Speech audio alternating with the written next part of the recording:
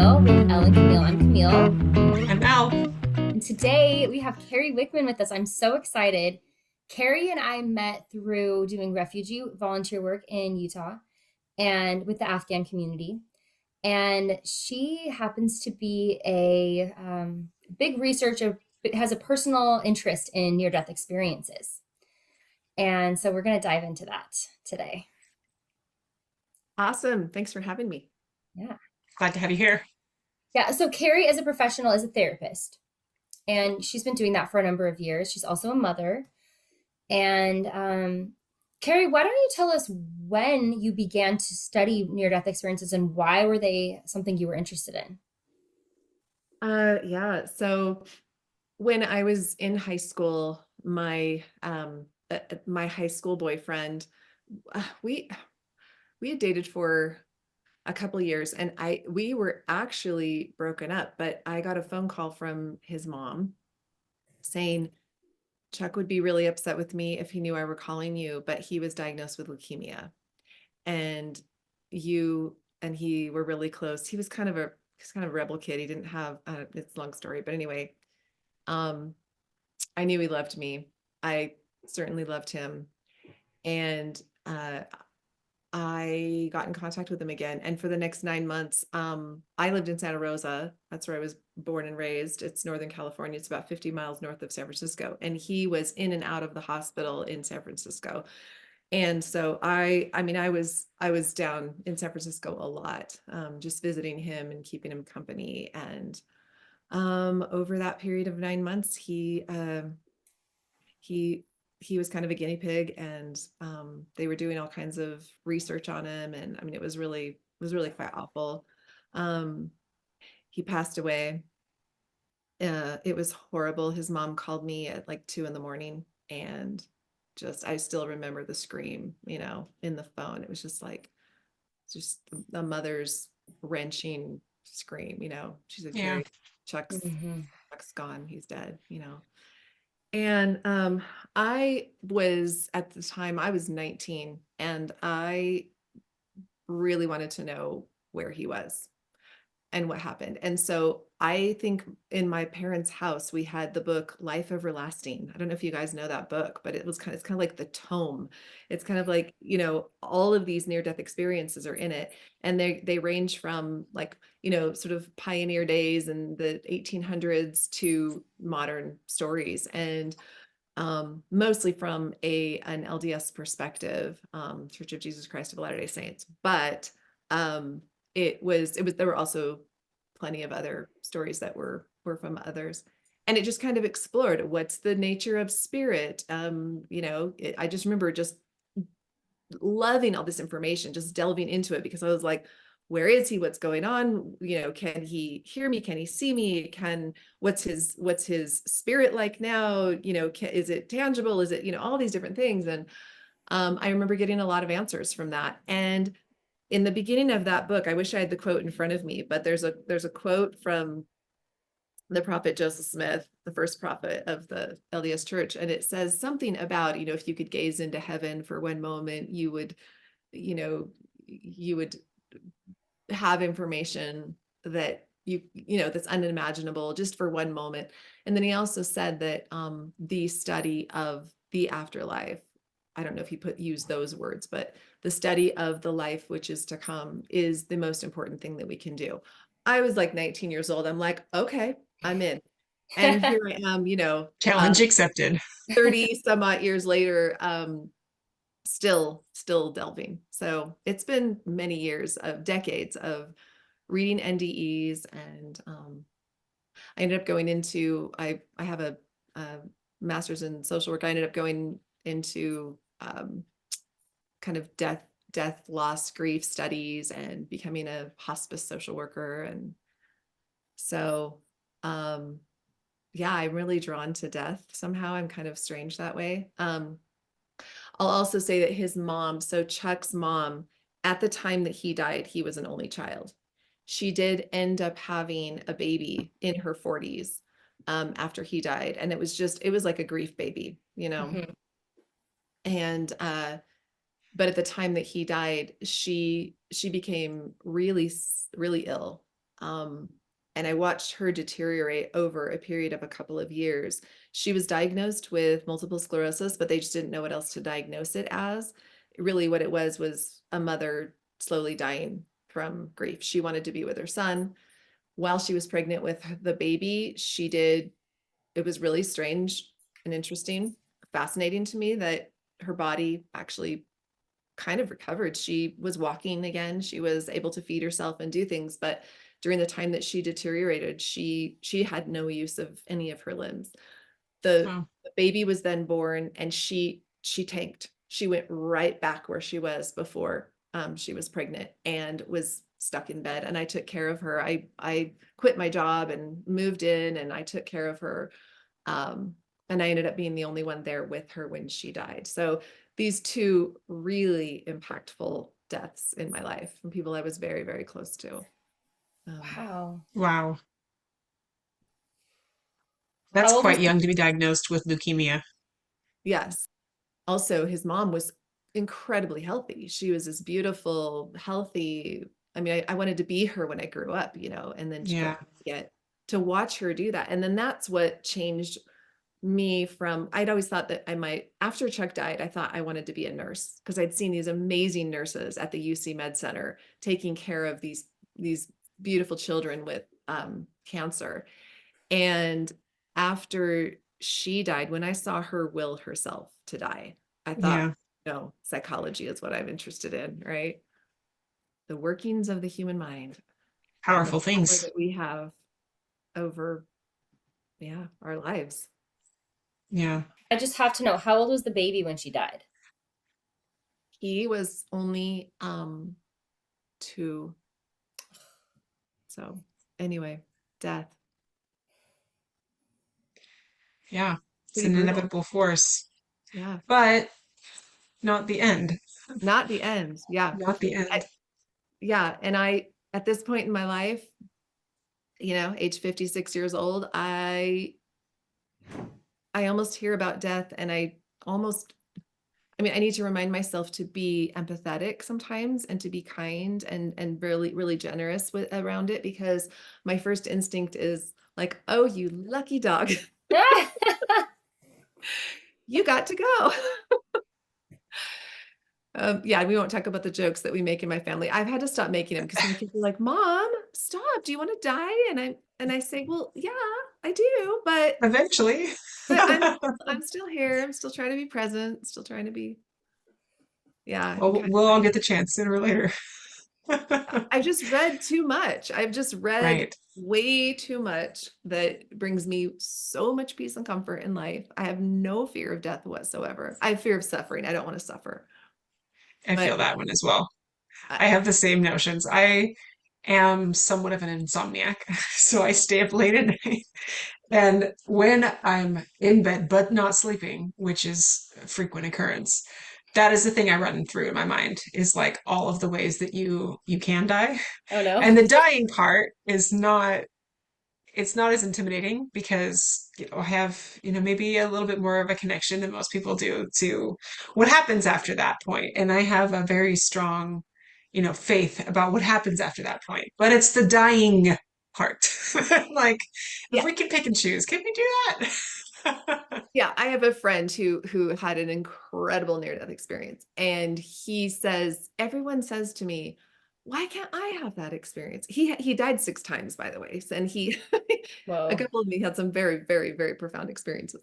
But he says, people always say that, "Why can't I die?" And he said, "You realize that to have an experience like this, you have to die, like you realize you have to die. Do you realize that how hard it is to die? Like to actually leave this earth, to actually, It's uncomfortable, right? um, yeah, I mean, I think again, it depends, right? Like I'm sure Camille, you've also Yeah, probably read many experiences, and I don't know, Elle, about you, but where uh, people say, no, poop, it was I was painless. It gone. was So instantaneous. I think it depends. I mean, this particular man, he has heart problems and has had some pretty scary long-term experiences with a lot of pain before he goes. So Yeah. Right.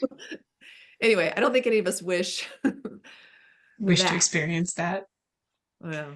But Yeah, I have had more experience with those who didn't end up coming back. Of yeah, course, yeah, in my line of work, but right. there that is the thing that has always been prevalent on my mind is like, well, you have to go through it first. You got to Yeah, go through it first, and there are a lot of different ways that can happen. yeah, Like yeah, the for sure. creativity is endless. Absolutely.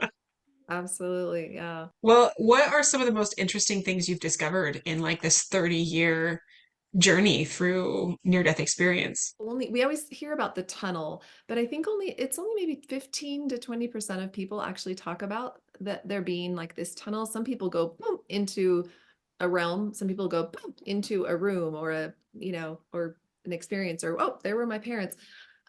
So I think we always think about that, but for some reason that's not always everyone's experience. Also, some people they tend to be in a place of just kind of a uh, like floating kind of, like there's like they can't see, but it's not scary. It's dark and you can't see anything, but it's not scary. There's a feeling of others being present with you, Right.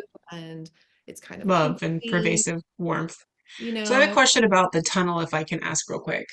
Because I'm a science nerd. I'm all about that.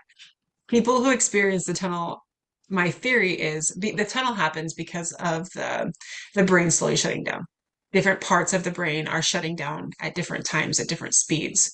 Mm, And so a lot of the time, and maybe you can back this up, you have had way more experience in the statistic piling of these incidences, but would it be true that the tunnel experience mostly happens to those who experience that maybe slower shutdown of the brain at the timely death?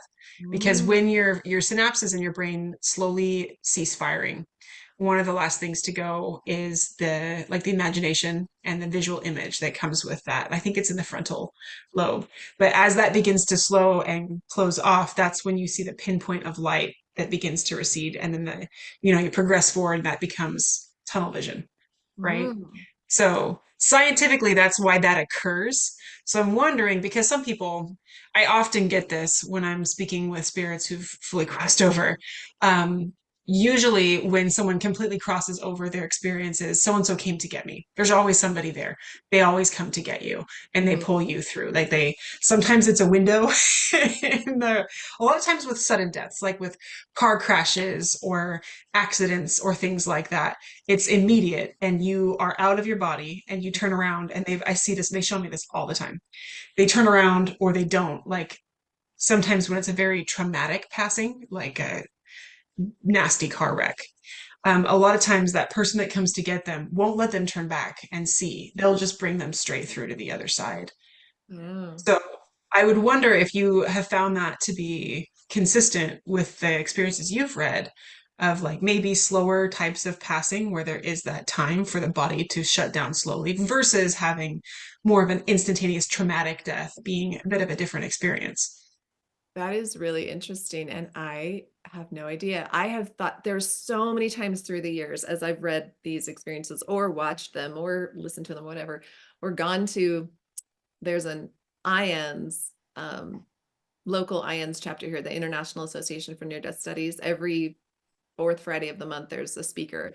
So I've gone to speakers and, gone to conferences and things. But there's so many times in the last 3 decades or so that I've thought, I should have been chronicling this. I should have been keeping some sort of a record of things because, you know, we're creatures of, we want certainty, right? We want to understand, oh, well, Right, if this happens, then this is the way it's going to be. And if that right. happens, then that's probably, and I haven't done that, but that is an interesting, I'm actually going to start to take note now because that may be true. I do know that in hospice care, um, been to lots of conferences on hospice care.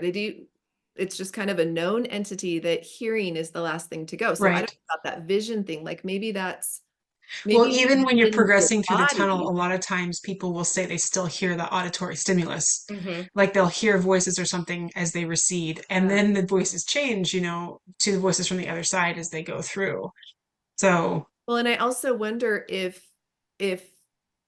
maybe when you're in your physical body, your last sensation to go is hearing. But then maybe once you cross, oh, I don't know, like if that Yeah. video, I don't know. But I'll ask next time, yes, please. got a But session later, I'll just ask.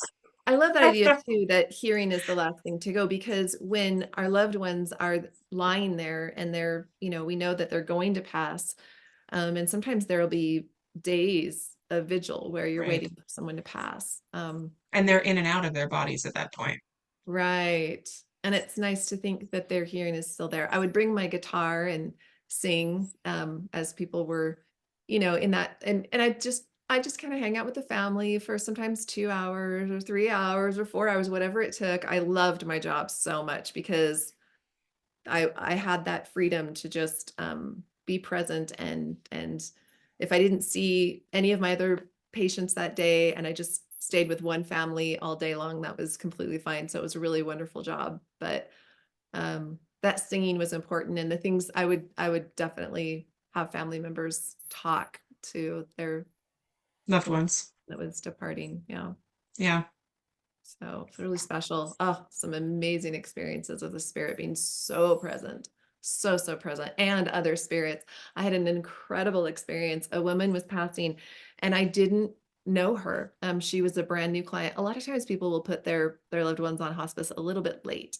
Um, Mm, and it's just really, they don't want to face the fact that they're really Yeah. going. But yeah. hospice Denial. care is so wonderful. And if you can get your loved one on it sooner, it's really, really nice. The only problem is that you have to make the decision that you're no longer going to be utilizing Prolonging life. medical care for, right, helping them to live. You're now using medical care to help them to pass. And so that's why it's a hard decision to make. But anyway, this family had finally made the decision, and I went in to meet the patient, and she was so sweet. She was lying in this bed in a facility, and and there was one of the aides there. It was a male. He was singing to her. And I noticed this smile on her face. And so when he left the room, I thought, well, I'm going to go out in the car and get my guitar. So I brought it in. Oh no, I didn't even no. You know what I did? I got down really close to her, and her eyes were barely open, but she opened her blue eyes and she looks in my face, and I said, "Hi, I just want to introduce myself." And she was in another place. She was in another realm. And I said, "Can I just sing to you?" And she said, and I just started singing. And I think I sang like "Near My God to Thee" and like "Oh My Father." And I'm just singing some hymns. Hymns. And um, she was, I can't describe the feeling in the room. We were not there. We were elsewhere. And her eyes were the most beautiful blue eyes. And she was looking right into my eyes, and she was just saying, "I love you. I love you." I just met this sweet woman, and I'm saying, "I love you. I love you." She said, "Everything is so beautiful." Her husband was there. She's like, "Oh, everyone's here." I was like, "Ah, everyone is here. I can feel it." It was really, really, really amazing. It was very, very powerful. And that was probably the most powerful experience I had had, but there were plenty that were like that. So really amazing experiences. That's amazing. You Wow. know how often near death experiences, because after my son passed away, I just dived in and I read a lot of them. There's like they describe a field, this beautiful green field, and there's, these wildflowers. And sometimes people will say, like, in their near death experiences, that their families, there was this big reunion, people came to greet them kind of in this open field area. Mm-hmm. I like to remind myself when things are really hard, like, that field is literally just like a dimension away. It's right here. Right there. So no matter what I'm going through, that field is right there. And like if I was ever in danger and my time was going to be cut short, the field is right there. Like it is, just like your patient in this hospice experience, she's literally laying in the room, still looking at you and talking to you, and she's in the field. So I love to Yeah. remember how close that is, because the field to me represents home, it represents family, it represents safety, beauty, peace, God, love. That is literally right here for us to sometimes, like, have a little experience, or just even reading other people's experiences. It's good, that perspective that we're not here, and then the spirit world is over here, and it's like it takes so much effort for them to come and check on us. Like, it's literally right here, Oh, you It's yeah. know. overlaying. Oh, yeah. That's very interesting, the mention of the field. So I do a lot of work with babies. So a lot of people have things like miscarriages or Mhm. stillborns, or Mm. even children who are unborn yet. My own unborn child is. Hmm. Oh. I've had this very same experience um, very frequently, and I know other mediums as well who have had this same experience very frequently. When you interact with child spirits, you see them in a field with wildflowers Oh. running through the field. I mean, I can't even count how many times I've seen Oh. that. So I would wager that maybe this field is a transitionary place. It's like an entrance or a waiting place, like the foyer. It's the foyer to the spirit world. Mm. That Wow. would be really interesting. But I have a follow-on question with that. Um, do you think, Carrie, I mean, one of my biggest, I guess, mind puzzles. I'm such an intellectual, so I'm all about like the thought theories. I toy with concepts constantly in my brain. Probably I Love should it. go to sleep instead, right? But one of the things that I really like, thinking about is that there are such huge variety in near-death experiences. People have all kinds of different experiences. And sometimes they don't match up. Sometimes they do. Sometimes they match exactly to their faith background. Sometimes they don't. Yeah. Um, and everybody's experience is very individualized. And even people who have experiences with similar things, like seeing Christ, for instance, often have different experiences, right? It's Or they not describe him exactly differently. the same. Yeah. And you'd think, well, it's the same person. It should be the same if it's all true, right? It doesn't necessarily mean it's not true. It's just, I think my personal theory is that there is still a filter through which it passes. And I say that because, I have read many, not nearly as many as you guys have, um, but I've also had many, many experiences with spirits who have crossed over to the other side of the veil. And the difference that I feel between those two things is once you have finally done it, like that thread is absolutely disconnected from your physical form, you have passed, you are not coming back. Mm. um, there is a difference in perspective of the way that you view things. And I think people who are meant to return still have that connection to the physical body, the physical life. And so there is still a little bit maybe of that veil or their perspective or their bias that may slightly cover what they experience to help their mind interpret what's going on, to find like ways to fit it and grapple and understand as best that their rational mind can. Do you agree with that? Do you have a different theory about why that happens? I think that's probably true. I always say I've never talked to you have Elle, but I've never talked to anyone who stayed, right? And so all I know is those who have come back, and it's not going to be an accurate representation for us of what it's actually like, because I think there is so much that we, like you said, that filter or that perception that we have developed in our lifetime. And even when people are of the same religion or in the same family, or that, we all have such different ideas of, Right. everything. We're individuals. And so, yes, I mean, there are people that have said, oh, I saw my grandfather, he was wearing a trench coat, and it was a trench coat that he always wore. Well, I'm sure grandpa is not over there wearing a trench coat all the time, right? Yeah. Like he wore a trench coat for his grandson, or his To be recognizable. Right. um and then sometimes people will see their loved one as a child, like how they passed, and other times someone will see their child as an adult, Hmm. but Right. but then they're given information. I knew, I had a knowing it was my child. There was no question in my mind. It was my child. So there's some sort of a gift of knowing that's given to them. And I have so many questions about that's maybe another tangent, but about like the gifts of what we're given either in this life. Why sometimes well, like with passing over, there have been atheists who, I mean, they are devout atheists, and they see Christ. Hmm. Hmm. But I always try to feel like, what's the thread? What's the thread? And usually these people, and I think in most cases, but I have to go back decades of work to look at that, but it seems like they somehow called out for Christ. Hmm. Mm.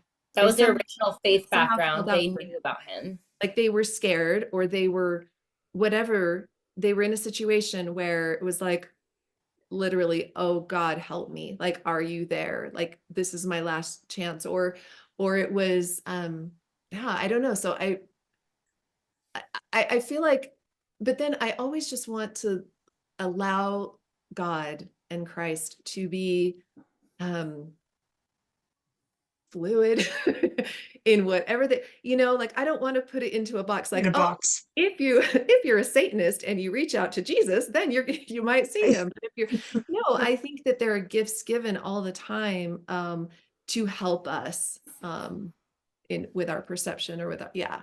It's a great question, and I have lots and lots of questions myself about that. But um yeah, there was a woman who had a horrible experience when she passed over. And it was just, I mean, it was like the nightmare she couldn't get out of. Hmm. Like she saw And she was in hell. oh, and it was horrible. Her description was it was really hard to read. But she said, what I realized over there is that I she said, at the time I was going through it, I realized, wait a second, this is my perception. And she Yeah. was actually able to get herself out of that Yeah. hellish place by changing her thinking.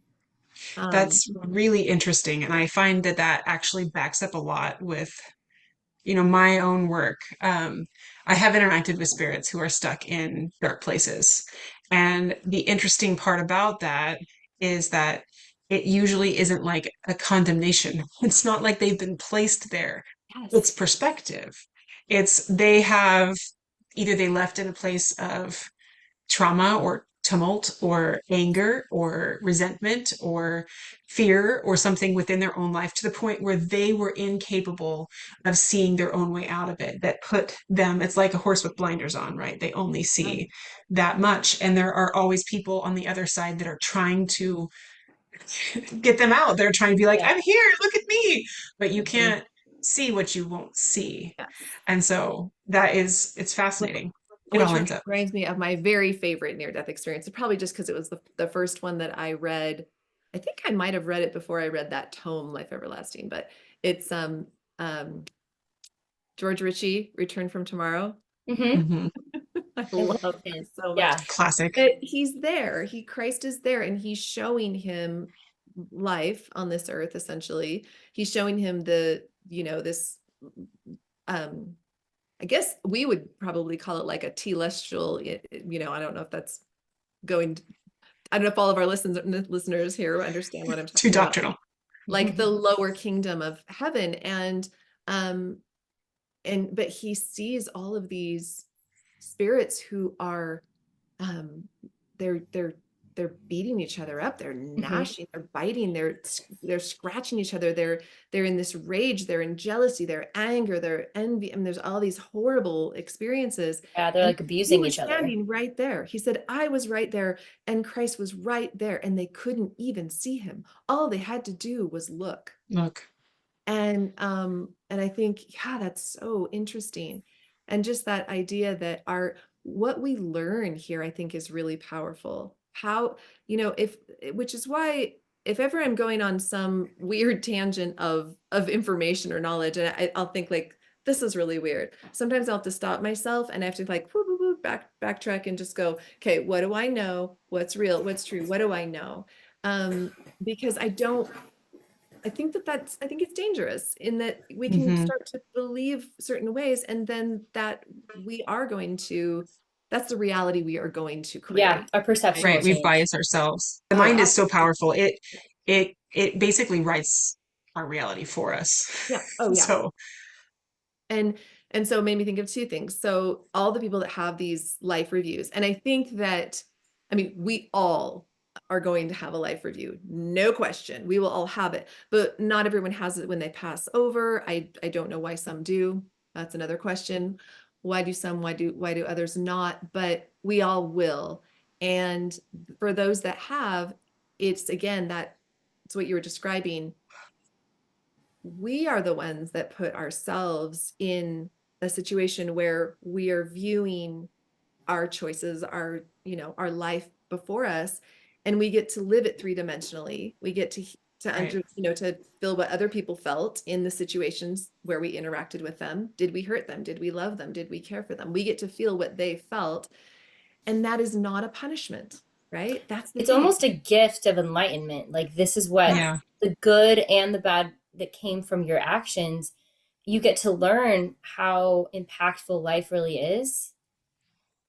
Yeah. Yeah. It's And I expanding. It expands your perspective. So it's no longer limited to mortal boundaries. Yeah. Right. It gives you so much more information about you and about choices you made, and it expands us, and so that we can move forward and be different. Everyone that's talked about it says that Christ standing next to them was not judgmental at all. They're the ones that have the judgment on themselves, and they want to Right. make their face and they're embarrassed, but he's just standing there pouring love into them, saying, "No, you're okay. You got this. You can do this.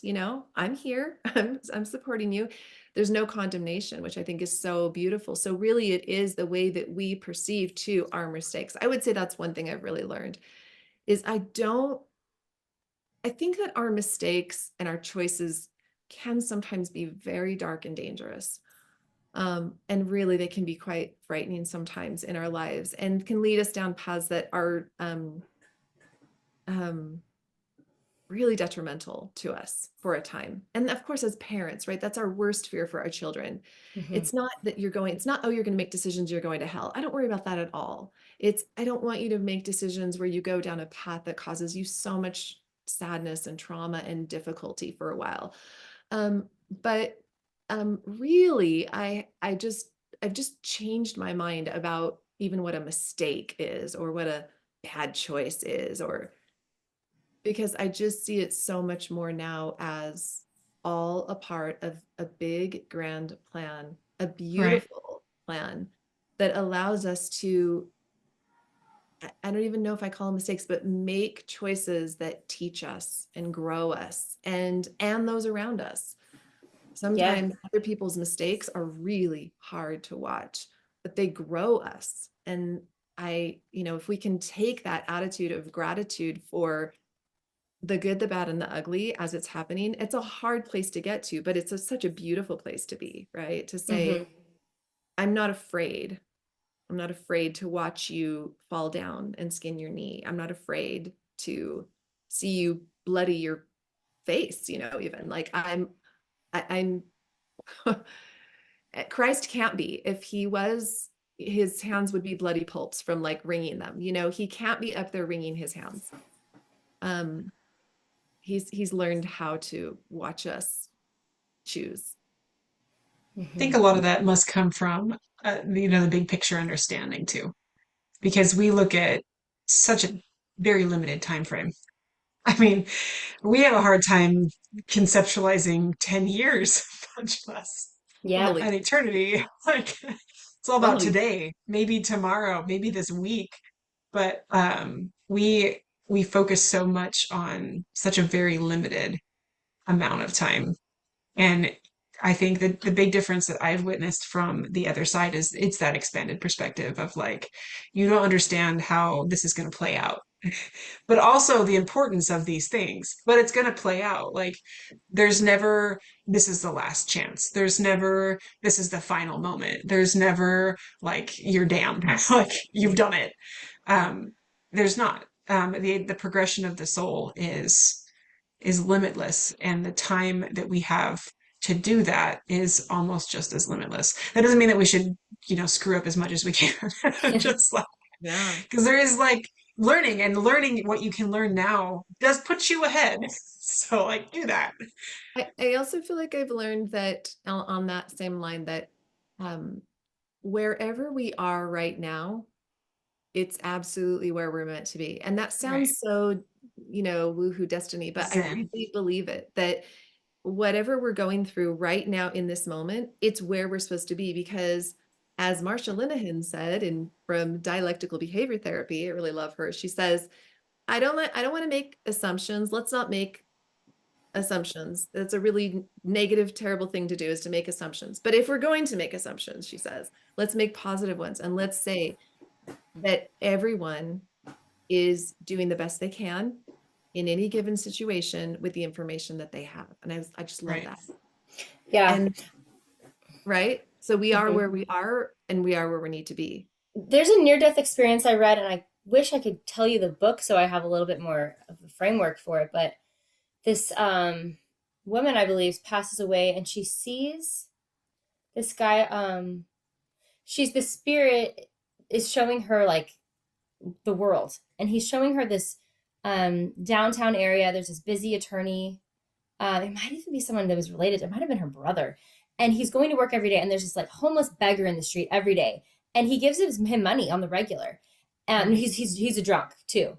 And the spirit, who's like her guide in the spirit world during her near death experience, is saying, this drunk was put here for a purpose, and his purpose is to see which of these busy, very like high earning professionals that walk past him are going to pay attention to him. That's his purpose. And I'm sure that like the life that he was given kind of gave him kind of stacked up, so that would be kind of where he would fall. And the spirit guide said he knew before he came down to this earth that this was going to be his life, and he signed up for it. And he was enthusiastic about it. He knew it was going to be within, in the perspective, a short time. And this high earning attorney knew that he was going to have more opportunities and privileges than this drunk, and that it would be his opportunity to give or to not give. And it was just like, oh my gosh, Yeah, like we can't absolutely. put God into a box. Like not everyone is going to have the exact same opportunities as me, to make the same choices as me. Like we all serve a purpose, and we're all part of God's family. Yeah. One of my favorite near-death experiences is along that lines. It's a guy who, I think he had like, I don't know if it was cystic fibrosis. He had something where it was really difficult for him, his physical life, and he died. And on the other side, he said, please don't send me back. It's so good over here. I didn't know my body could feel this much peace and rest. And they said, no, you're going back. But he had children and a wife, and but they said, let us show you something. It's like this, they always do this, right? Scrooge, like it's like, okay, let's just show you Christmas past, present, whatever. He said, okay, and they took him to his premortal life, and there was a school at room, and there was a teacher right on the board, and he said, I knew that the teacher was no more advanced than any of us students. It's just that that person was asked to be the teacher, but the teacher was writing some things on the board, and they were all the sort of characteristics of this illness that he had, this disease. And they see them, and you get the sense they didn't know what it was going to be like to have a body and how painful it would be, but they are still knowing that doesn't look good. This looks really bad. I might not be able to walk at times. I'm going to have pain, And so the teacher says, who would like to take this on as part of your life's journey? And of course, no one raises their hand in the class, right? And then the teacher says, I just want you to be aware that anyone that takes this on is going to have exponential learning. You're going to grow at an exponential pace. You will have, you will be so much greater, the soul, because of what you have, gone through. And so he said, this is his premortal life that he's watching. He said he watches himself raise his He's like, hand. Can you imagine? So he's like, okay, I asked for this. And he's like, all right, I'll go back. And they did let him know. I think he was one that they said, it won't be a long time, but you need to complete what you agreed to do, your earthly mission. And so you will be coming back to us soon, but you need to go back. And does anyone ever feel like maybe they got a little over eager in that spirit world before they came down, and they signed it for too much stuff? Like, oh yeah, that sounds good. I'll do that. I love growth. Like, put your hand down, Camille. Like, now that I'm 41 and I'm in the middle of it, I'm like, what? Can we renege some of these learning experiences? Like, I just want to chill out a little bit. Is that cool? Pause. We'll just pause it. Small reprieve.